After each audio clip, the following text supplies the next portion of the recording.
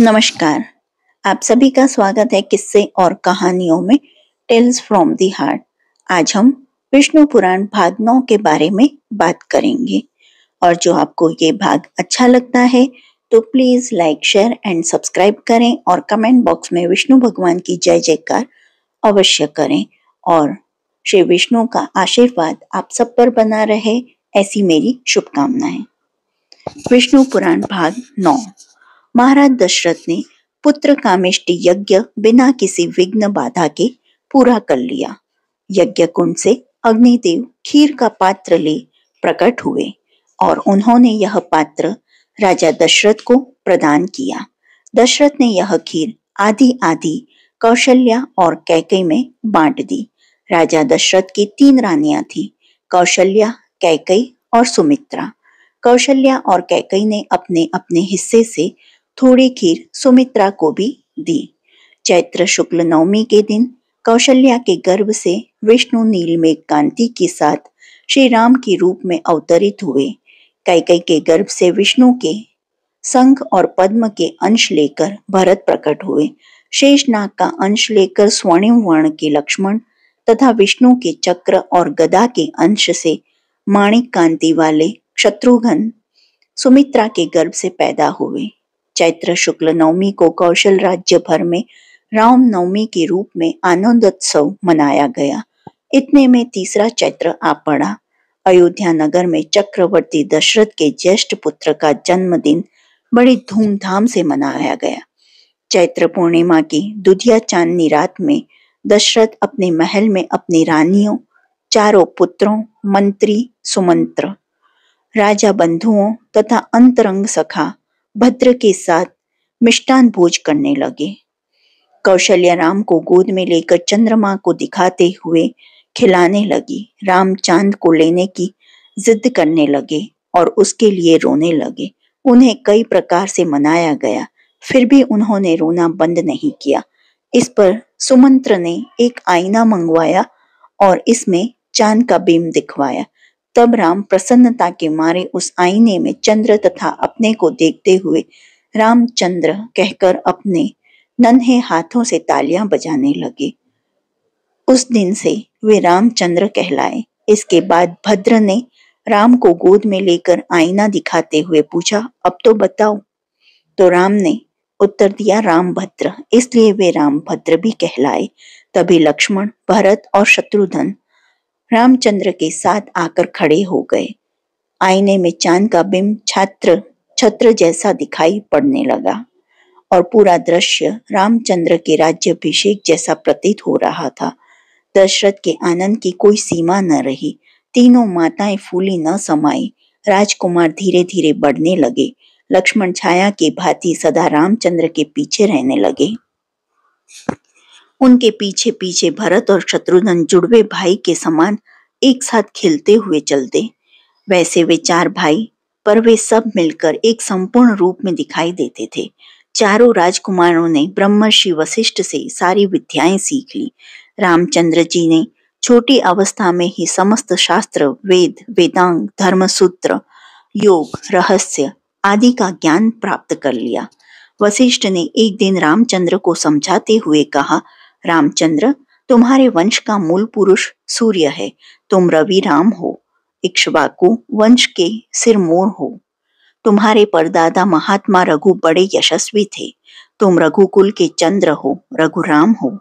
महर्षि सूत नैमिषारण्य के मुनियों को तब रामचंद्र का प्रसंग सुना रहे थे, तो मुनियों ने इसके पूर्वजों का इतिहास विस्तार से जानना चाहा। तब महर्षि सूत इन्हें इस प्रकार सुनाने लगे। महाकल्प के प्रारंभ में विवस्वत नाम से द्युतिममान हुए सूर्य के पुत्र वैवस्वत मनु हुए।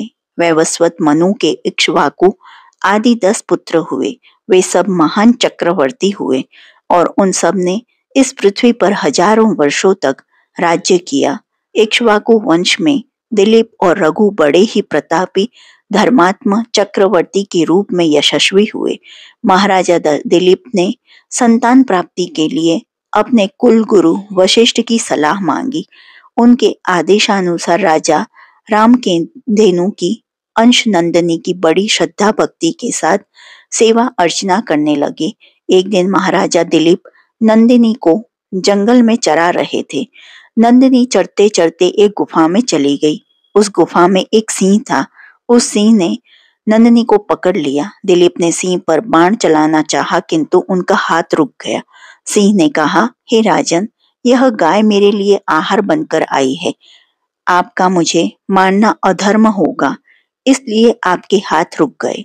इस पर दिलीप ने कहा, तुम नंदिनी के बदले मुझे खा लो, किंतु इसे छोड़ दो। राजा के मुख से यह उत्तर पाकर सिंह अदृश्य हो गया। नंदिनी राजा दिलीप की भक्ति पर प्रसन्न होकर बोली, महाराज, मैंने ही माया से आपको यह दृश्य दिखाया है। मैं आपकी भक्ति की परीक्षा ले रही थी। आप उस परीक्षा में सफल निकले। नंदिनी ने राजा को संतान प्राप्ति का वरदान दिया।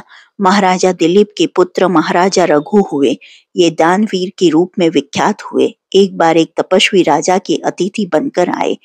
उनके मन की कामना को भांपकर राजा अपनी रानी को उस तपस्वी के आश्रम में छोड़ आए। तपस्वी ने अपनी गलती मानकर बड़ा पश्चाताप किया और भक्ति पूर्वक रानी के चरण स्पर्श कर राजमहल में भिजवा दिया। महाराजा रघु ने एक बार दान में दी हुई चीज को वापस लेने से इनकार कर दिया। इस पर रानी ने राजा से निवेदन किया कि इससे अच्छा यह है कि आप मेरा सिर काट लें। इस पर रघु ने सचमुच रानी का सिर काटने के लिए तलवार चला दी, किंतु यह क्या, तलवार सिर से स्पर्श करते ही फूल बनकर बिखर गई। देवताओं ने उस राजा दंपति की निष्ठा और कर्तव्य परायणता पर प्रसन्न होकर उन पर फूलों की वृष्टि की। महाराजा रघु ने अपनी सारी संपत्ति दान कर दी और जब धन न रहा तब कुबेर के पास गए। कुबेर ने आदर पूर्वक उनका स्वागत किया और उनकी इच्छा के अनुसार धन देकर विदा किया। रघु ने सारा धन याचकों में बांट दिया। महाराजा रघु के पुत्र थे महाराजा अज बड़े शूरवीर और पराक्रमी थे। एक बार स्वयंवर में भोज राजा की पुत्री इंदुमती ने उन्हें वर लिया। राजा अज इंदुमती को साथ लेकर चल पड़े। एक दिन राजा अज इंदुमती के साथ उद्यान में घूम रहे थे। तभी आकाश मार्ग से नारद जी जा रहे थे। अचानक उनकी वीणा से लिपटी देवलोक की पुष्पमाला हवा में उड़ती हुई वहां आई और इंदुमती के कंठ में जा पड़ी। इससे इंदुमती की उसी घड़ी मृत्यु हो गई। राजा अज पत्नी की मृत्यु देख शोक में रोने लगे। तभी नारद वहां प्रकट हुए तथा राजा को उन्होंने इंदुमती के पूर्व जन्म की कहानी सुनाई। एक बार तृणविंदु ऋषि की तपस्या भंग करने के लिए इंद्र ने हरिणी नामक अप्सरा को भेजा था। इस पर ऋषि ने हरिणी को मानवी समझकर शाप दे दिया। हरिणी ने के अनुरोध करने पर ऋषि ने शाप से छूटने का उपाय भी बता दिया। स्वर्ग की पुष्पमाला के उसके कंठ में पड़ने ही इंदुमती को सुरबाला होने की याद हो आई, इसलिए वह देवलोक वापस चली गई। राजा अज के पुत्र थे दशरथ। ये देवासुर संग्राम में देवताओं की सहायता करने के लिए जाया करते थे। एक बार वे इंद्र की सहायता करने के लिए संभरासुर से युद्ध करने चल पड़े। राजा दशरथ के साथ कैकेयी भी युद्ध में चली गई। युद्ध करते समय दशरथ के रथ का पहिया निकला जा रहा था। कैकेयी ने अपनी उंगली की दूरी में डालकर पहिए को रथ से निकलने से बचा लिया। रानी की वीरता से प्रसन्न होकर राजा दशरथ ने उसे 2 वर देने का वचन दिया, पर कैकेयी ने कहा ताकि समय आने पर वे अवश्य मांग लेंगी। राजा दशरथ शब्द भेदी बाण चलाने में दक्ष थे। एक बार ये प्रजा की फसलों को नष्ट करने वाले जंगली हाथियों का शिकार करने निकले। तभी उस अंधेरी रात में श्रवण कुमार अपने प्यासे माता पिता के लिए कमंडल में जल लेने के लिए एक जलाशय पर गए। जल लेने की आवाज सुन कर राजा दशरथ को शक हुआ कि फसल नष्ट करने वाले हाथी जलाशय पर पानी पी रहे हैं। दशरथ ने तुरंत आवाज की दिशा में तीर छोड़ दिया। तीर ठीक निशाने पर लगा और श्रवण कुमार घायल होकर चीखने तड़पने लगे।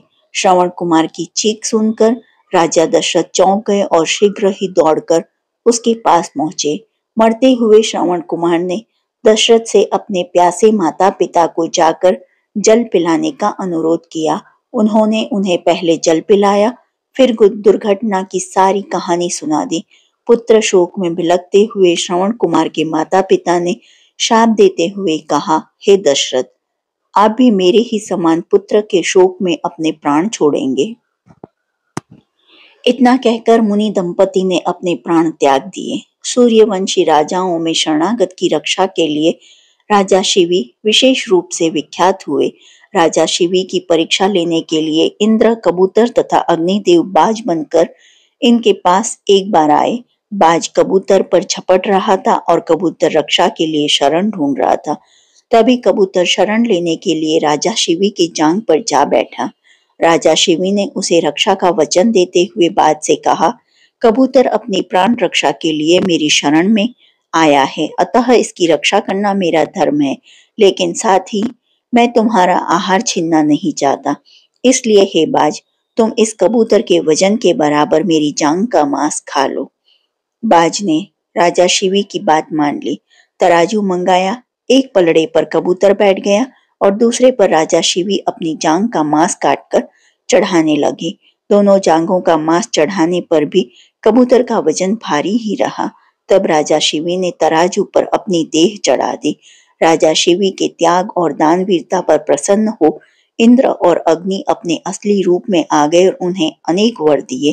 क्षत्रिय होकर भी घोर तपस्या द्वारा वशिष्ठ के समान ही ब्रह्मर्षि पद पाने वाले विश्वामित्र भी सूर्यवंश के समय बड़े प्रतापी राजा थे। इसी वंश में महान राजर्षि परम विष्णु भक्त राजा अम्बरीश हुए। लक्ष्मी स्वयं इनके घर में इनकी पुत्री के रूप में अवतरित हुई। इनका नाम पड़ा श्रीमती। श्रीमती बचपन से ही विष्णु को अपना पति मानकर इनकी आराधना करने लगी। अपने मोहक रूप और सौंदर्य के लिए वह तीनों लोकों में प्रसिद्ध थी। श्रीमती का जन्म एक विशेष उद्देश्य को लेकर हुआ था। देवर्षि नारद को एक बार यह गर्व हो गया कि मैं मोह माया से परे हूँ, मुझ पर इसका कोई प्रभाव नहीं पड़ सकता। एक बार नारद ने अपने इस गर्व की चर्चा पर्वत नामक एक ऋषि से भी की। एक बार घूमते घूमते नारद और पर्वत दोनों ऋषि राजा अम्बरीश के यहाँ पधारे। राजा ने उनका यथोचित आदर सत्कार किया और अपनी पुत्री श्रीमती को आशीर्वाद देने की प्रार्थना की।